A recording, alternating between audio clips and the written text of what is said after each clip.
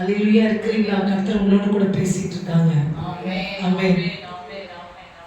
அது மாறுவதற்கு தான் இன்றைக்கு ஆண்டவர் சொல்றார். நீங்க வந்து உட்கார்ந்தா மட்டும் உங்களுக்கு சமாதானம் கிடைச்சிடாது. இங்க பேசுற தேவ ஆவியானவர், இன்னைக்கு உங்கள்ட்ட பேசிட்டு இருக்கவர் வந்து தேவ ஆவியானவர்.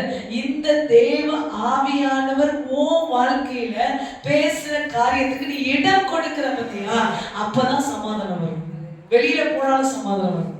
சர்ச்சை விட்டு வெளில போனாலும், ரோட்ல போனாலும், நடந்தாலும் இந்த ஆவியானுடைய சத்தத்துக்கு நீ செவி கொடுக்கிறீல, அதை நீ செவி கொடுத்து செய்ய ஆரம்பிக்கதான் சமாதானம் கிடைக்கும். நான் ஏற்கனவே சொன்னேன், இயேசு என்ன சொன்னாரோ அதை தான் இந்த ஆவியானவர் உனக்கு சொல்லி கொடுப்பாரு. ஆமென்.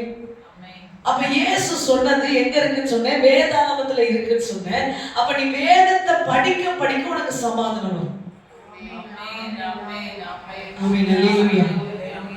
நீ பொய் சொல்லாத அப்படின்னு சொன்னாரு அப்படின்னா, நீ பொய் சொல்லாம இருந்தீன்னா உனக்கு சமாதானம் கிடைக்கும். நல்லா பாத்துக்க, ஒரு பொய்க்கு 10 பொய் சொல்லி சமாதானம் இல்லாம மண்டை பிடிச்சிட்டு. அல்லேலூயா.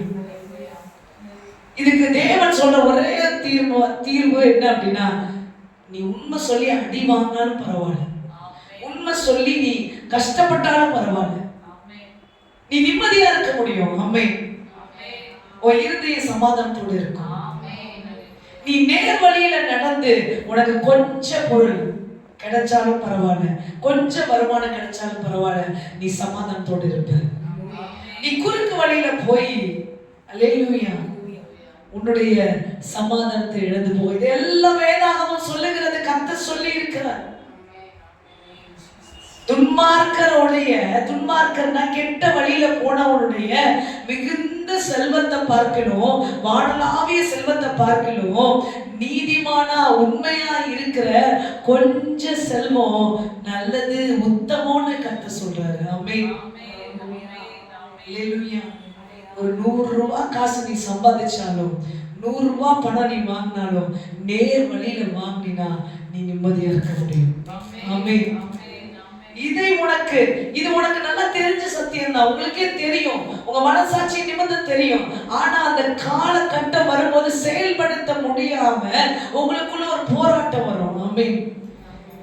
வீட்டுல பிள்ளைகளுடைய தேவை இருக்கும், இல்ல உனக்கே தனிப்பட்ட தேவை இருக்கும். அப்ப இந்த குறுக்கு வழியில பூந்து இந்த காசை வாங்கிடலான்னு தோணும். ஆமென்.